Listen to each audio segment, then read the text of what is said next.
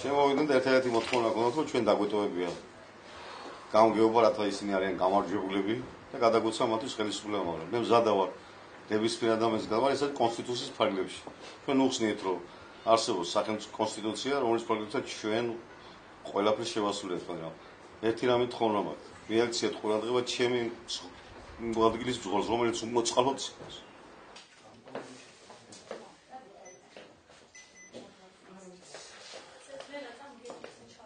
იარის განყოფილებაში შემოყვანილია 3 პაციენტი. ძირითადად აქ არის ქალატურის დახურული ტრავმები და ყბის დაზიანებები. მოთავსებულია კლინიკაში, ჩატარებული აქვს კლინიკურ-ლაბორატორიული გამოკვლევები. ამ ეტაპზე პაციენტების მდგომარეობა ითვლება, რომ დამაკმაყოფილებელი. რაცია გადასგავსი. ყველას განახეთ, შენს განახეთ და ამასაც. ორივეს განახეთ ვიცი.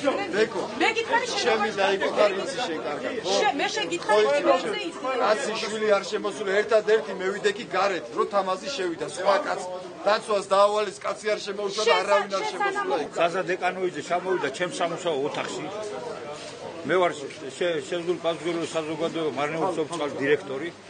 გამიხმო გარეთ იმასთან დაკავშირებით, რომ 1 ოქტომბერს მე მონაწილეობდი დემოკრატიისა და ბიზნესის განვითარების ინსტიტუტის წარმოადგენლის სტატუსით დაკვირვებას ვახდენდი საარჩევნო საოლქო კომისიაში და უფლება მქონა შესულიყავი საუბნო კომისიაში. გამიხმო გამგებელო და მითხრა, რომ შენ არ მოიქეცი არაკაცურად, იმის გამო, რომ ჩემგან არ ეიღე ნებართვა, რომ წახვედი და იმას დაუდექი წარმომადგენლად დაუდექი და დამკვირვებლად იმ არასამთავრობო ორგანიზაციას დაიჭირე შენ უაპელაციოდ ქართული ოცნების ხარო და მე ვუთხარ ეს არის ჩემი კონსტიტუციური უფლება, რაც დავიკავებ და არავის არ შევეკითხე, მამასაც არ შევეკითხე ცოცხალობას. საუბარი რომ თანამდებობების დატოვებას თხოვდით გამგეობის თანამშრომლებს?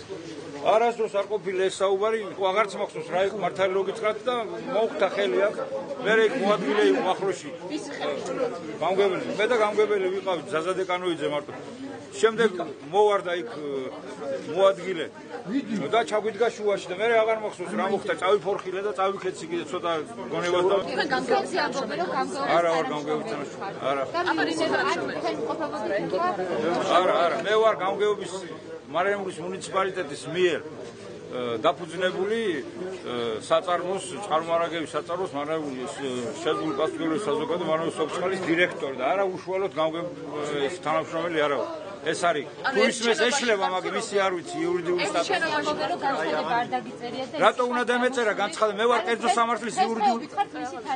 არავით არის მისი თანამშრომელი. აი ეგაა მთელი უბედურება, მაგრამ თავისი გონიათ ყველაფერი. მე ვარ შეზღუდული პასუხისმგებლობის დირექტორი, კერძო სამართლის იურიდიული პირის. მე რა ბიუჯეტი მაგათია ბიუჯეტი გაცნობილია. ერთ შენობაში სხედხარ? არ ვსხედავთ ერთ შენობაში, სხვა შენობაში ვსხედავთ, მაგრამ რა მნიშვნელობა აქვს? ანუ თქვენ გამგეობაში იყავით ეს პიროვნება რომ ჩამოვიდა და შევა. არა, ჩემს სამუშაო ოთახში ვიყავ.